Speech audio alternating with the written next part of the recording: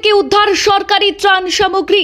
উদ্ধার বস্তাবন্দি হাঁড়ি কড়াই গামলা সহ বহু জিনিস। রাজনীতির নামে চলতো হুল্লোড় এবং খাওয়া দাওয়া। নেতার নাম শুনলে চমকে উঠবেন আপনিও।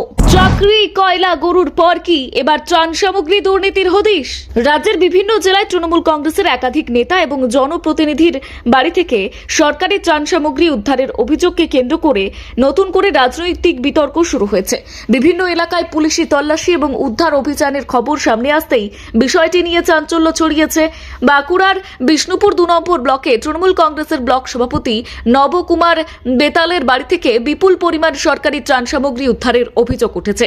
স্থানীয় বাসিন্দাদের দাবি, 2020 সালের বিপর্যয় মোকাবিলার জন্য বরাদ্দ করা বিভিন্ন সামগ্রী দীর্ঘদিন ধরে ওই বাড়িতে মজুত করে রাখা হয়েছিল। অভিযোগ, বাড়ির দরজা খুলে বা ভেঙে ভেতরে ঢোকার পর বস্তাবন্দি ত্রাণ সামগ্রী হাঁড়ি কড়াই গামলা সহ একাধিক গৃহস্থালির সামগ্রী দেখতে পান এলাকাবাসী। স্থানীয়দের একাংশের অভিযোগ, সাধারণ মানুষের মধ্যে বিতরণ করার পরিবর্তে এই সামগ্রী গচ্ছিত রাখা হয়েছিল। নবকুমার বেতালের স্ত্রী সোমাশ্রী বেতাল জেলা পরিষদের কর্মাধ্যক্ষ এবং রাজনৈতিকভাবেও পরিচিত মুখ। ঘটনাকে কেন্দ্র করে এলাকায় উত্তেজনা ছড়িয়ে পড়ে। খবর পেয়ে বিষ্ণুপুর থানার পুলিশ ঘটনাস্থলে পৌঁছে উদ্ধার হওয়া সামগ্রী বাজেয়াপ্ত করে এবং তদন্ত শুরু করে।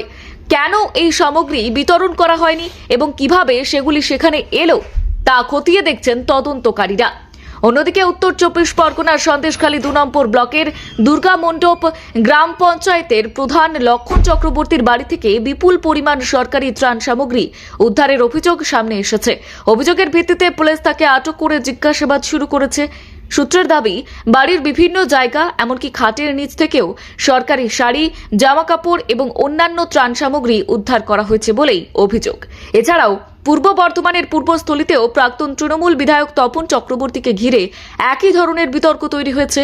পুলিশি তল্লাশির সময় তার বাড়ি থেকে ত্রাণ সামগ্রী উদ্ধার হয়েছে এবং এমনটাও জানা গিয়েছে বলে অভিযোগ।